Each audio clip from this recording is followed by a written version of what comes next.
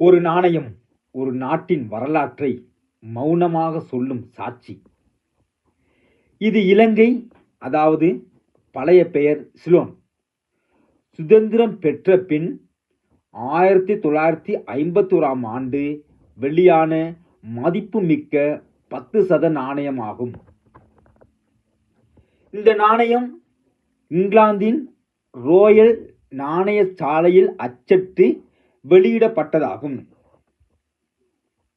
ஆங்கிலேயர் அதிகாரம் குறைந்ததாகவும் இலங்கையின் முதலாவது பிரதமர் DS சேனநாயக்க அவர்களின் ஆட்சி அமைந்த காலப்பகுதியை குறிக்கின்றது. சுதந்திர நாடு, காமன்வெல்த் தலைமை, பிரதமர் என மூன்றும் இணைந்த காலப்பகுதியை கொண்ட நாணயமாகவும் சிறப்பிடம் பெறுகிறது. இந்நாணயத்தின் முன்பக்க தோற்றம்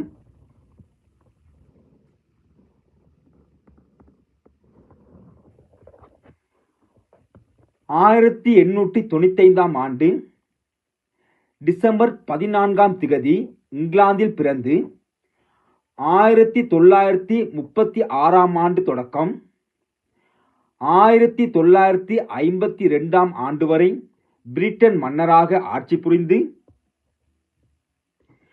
1952ஆம் ஆண்டு பிப்ரவரி மாதம் 6ஆம் தேதி மரணமடைந்த 6ஆம் ஜோர்ஜ் மன்னரின் இடப்புற முகப்படமே இதுவாகும்.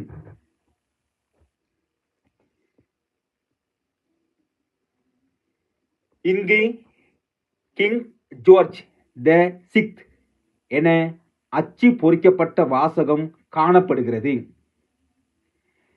இங்கு மன்னரின் உருவப்படத்தை இங்கிலாந்து நாணயசாலையின் சிற்பி தோமஸ் ஹம்ப்ரி பேஜெட் வடிவமைத்துள்ளார்.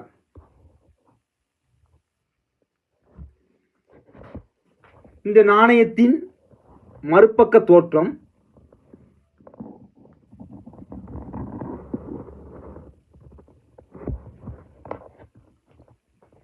$10 சிலோன், அதாவது இலங்கையின் 1972 வரை பயன்பாட்டில் உள்ள பெயர்.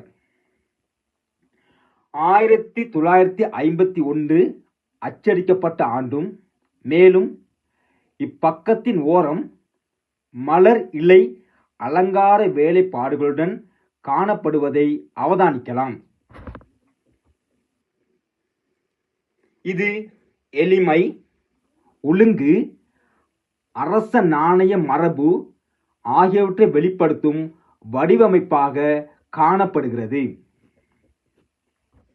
மேலும் தமிழில் 10 சதம் எனவும் சிங்களத்தில் சததாய எனவும் அச்சடிக்கப்பட்டுள்ளதை அவதானித்தால் ஆங்கிலம், சிங்களம், தமிழ் மூலம் சிலோனின் பன்மொழி பண்பாட்டை காட்டும் புதுமையான நாணயமாகவும் இருந்துள்ளதை அவதானிக்கலாம்.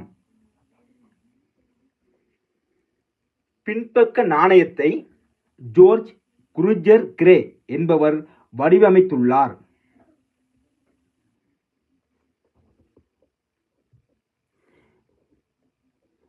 இந்த நாணயம் வெண்கலம் 95% கலந்ததாகவும்